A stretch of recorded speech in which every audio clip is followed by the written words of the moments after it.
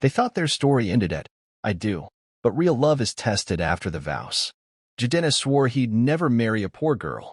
But he fell in love with Amaka, the one woman who challenged his pride, touched his soul, and gave him something money could never buy, a family. Now they have a daughter, Chisom, and a beautiful home. But peace doesn't come without a price. When betrayal knocks.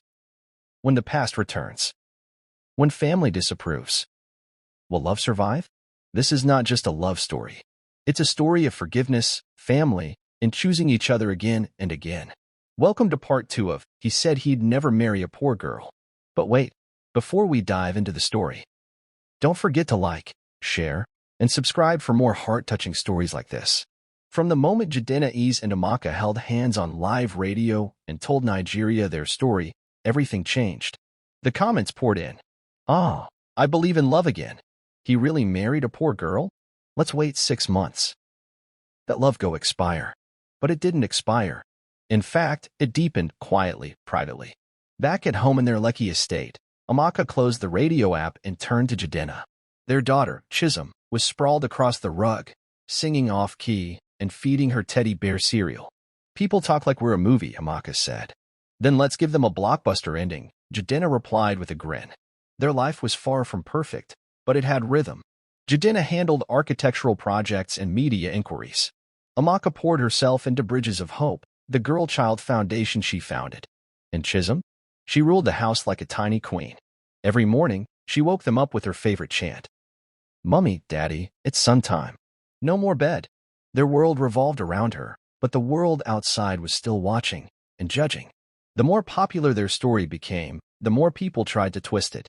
One blog wrote, "Amaka's foundation gets new funding thanks to her billionaire husband." Another headline read, "Is Jidenna truly happy or still trapped by public opinion?" Jidenna slammed his phone down one evening. "I gave them my truth. Why does it feel like it's never enough?" Amaka looked at him gently. "Because people don't believe in growth. They believe in gossip." Just then, Chisom came in with her toy microphone. "Daddy, say sorry to the teddy." Jidenna blinked. "Why?" "Because Teddy is sad." He laughed, picked her up, and kissed her cheek. "Tell Teddy Daddy says sorry." Amaka smiled to herself. Their peace was in this room, not on social media. The trouble started with one name, Lillian. She hadn't moved on. Not really. And when the video of Jidenna's apology to Amaka went viral, Lillian showed up at his firm's anniversary gala. In red. Always in red. "Congratulations," she said, extending her hand with a smile that didn't reach her eyes. "I'm married now, Lillian," Jidenna replied without touching her. "I know," she said, leaning in. "But even married men get lonely." That night, Jidenna didn't tell Amaka. He didn't lie, but he didn't share. And that silence, small as it was, began to grow. He came home quieter. She noticed. He held her at night but seemed distracted. She felt it. Even Chisom, usually loud and energetic, began asking, "Mummy, is Daddy sad?" Amaka brushed it off. "He's just tired, baby." But in her heart, she knew something was shifting. As if that wasn't enough, Mama Jidenna called. "I'm coming to stay a few weeks. I want to bond with my granddaughter." Amaka's chest tightened. This was the same woman who once told her, "You are not my daughter. You're just the girl who trapped my son with tears." But Chisom was excited. "Grandma is coming." Yay. And so, Amaka prepared a guest room and her heart. Mama Jidenna arrived with 2 boxes of foodstuff, forgilly scarves, and her usual sharp tongue. She greeted Amaka with a tight smile. Then picked up Chisom and said, "At least she took her color from us." That night, Amaka found her crying in the bathroom. With Mama around, everything felt heavier. She watched how Amaka dressed. She questioned how she fed Chisom. She made comments like, "My son was finer before marriage. You've made him too slim." But Amaka stayed calm, for Chisom. Jidenna, however, felt torn, between loyalty to his wife and guilt toward his mother. One night, Amaka said softly, "If you don't defend me, you let her disrespect me." He took her hand. "I will. I promise." Days later, an envelope arrived at the house. No name, just labeled, "For Amaka." Inside were photos of Jidenna and Lillian, at a restaurant, smiling. Too close. Too familiar. Amaka stared at them. Then at her daughter's crayon drawing on the fridge. A happy family. No secrets. And her heart shattered. Amaka didn't scream. She didn't throw things. She waited until Chisom had gone to bed, then laid the envelope in front of Jidenna. "I'm going to ask one time," she said. "Don't lie." He looked at the photos and closed his eyes. She showed up. "I didn't plan it. I didn't tell you because I didn't want to hurt you again." "You already did," she whispered. The next 2 weeks were silent. They exchanged smiles for Chisom, shared meals, slept in the same bed. But the emotional distance could fill a stadium. Amaka wrote in her journal, "You can love someone deeply and still question if you're enough for them." One night, Chisom had a fever. They rushed her to the hospital together, sat side by side all night. Amaka wept into Jidenna's chest as he prayed over their child. That was the moment everything realigned. Because nothing, not past mistakes, not pride, not mama's disapproval, mattered more than the family they'd built. Chisom recovered, and so did they slowly, but surely. Jidenna started therapy. Amaka joined him. They held hands through hard conversations, through mama's bitterness, through another viral blog post claiming Amaka was driving to marriage. But they stayed, not because it was easy, but because love is not always a feeling. Sometimes it's a decision. On their 4th anniversary, they stood barefoot in their backyard. Just them, Chisom holding flowers, and one trusted pastor. They renewed their vows. And Jidenna said, "I once said I'd never marry a poor girl, but I married a woman who made me rich in peace, truth, and love. I'd marry her again, in every lifetime." Amaka smiled through tears. "And I'd say yes again, even with all the pain, because we grew through it." Chisom clapped loudly and shouted, "Now kiss, Daddy."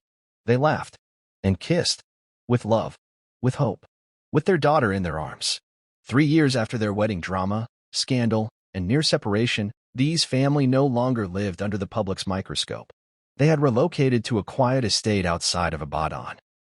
Their mansion was smaller, surrounded by mango trees, chirping birds, and the warm silence of peace. The kind of peace money couldn't buy, but love could earn. Their daughter, Chisom, was now 5, curious, confident, and full of personality. She was also Amaka's shadow. "Mummy, why did you cry that day?" One afternoon, Chisom sat with Amaka in the kitchen while they baked banana bread together. "Mummy, remember that day I saw you crying in the big house with mirrors?" Amaka froze for a second.